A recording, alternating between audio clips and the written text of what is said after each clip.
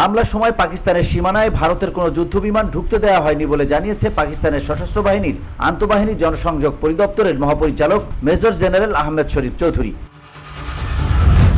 বুধবার পাকিস্তানি সংবাদ মাধ্যম দ্য ডনের খবরে বলা হয়েছে, পাকিস্তানের সশস্ত্র বাহিনীর আন্তঃবাহিনী জনসংযোগ পরিদপ্তরের মহাপরিচালক মেজর জেনারেল আহমেদ শরীফ চৌধুরী স্পষ্ট করে জানিয়েছেন, কোনো ভারতীয় বিমানকে পাকিস্তানের আকাশসীমায় প্রবেশ করতে দেয়া হয়নি এবং একইভাবে পাকিস্তানের কোনো যুদ্ধবিমানও ভারতের আকাশসীমায় প্রবেশ করেনি।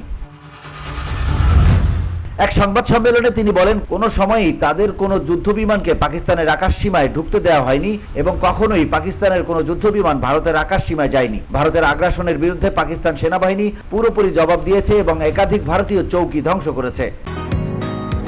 বসুন্ধরা, উত্তরা, বনশ্রী, কুড়িল ও বাড্ডা সহ রাজধানীর বিভিন্ন স্থানে অভিজাত ও অত্যাধুনিক মানের ফ্ল্যাট কেনার এক নির্ভরযোগ্য প্রতিষ্ঠান pleasant properties limited.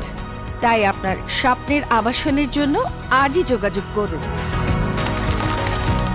Pleasant properties limited, where destiny matches eventually। সেই সঙ্গে আইএসপিআর এর ডিজি একটি ব্রিগেড সদর দপ্তরের ভিডিও ফুটেজও দেখান, যেখান থেকে ভারতের পক্ষ থেকে লাইন অফ কন্ট্রোল লঙ্ঘন করা হচ্ছিল বলে তিনি দাবি করেন। তিনি আরো জানান, ধ্বংস হওয়া অন্যান্য চৌকির মধ্যে ছিল ছাত্রী জুরা ও সারলিয়া এক, পাশাপাশি একটি ব্যাটালিয়ন সদর দপ্তরও ধ্বংস করার দাবি করেন তিনি। এদিকে পাকিস্তান ভারতের 5টি যুদ্ধবিমান ভূপাতি করার দাবি করেছে। ভূপাতিত ভারতীয় যুদ্ধবিমানগুলোর পাইলটদের বন্দী করা হয়েছে বলে জানানো হয়। VOD Bangla news desk.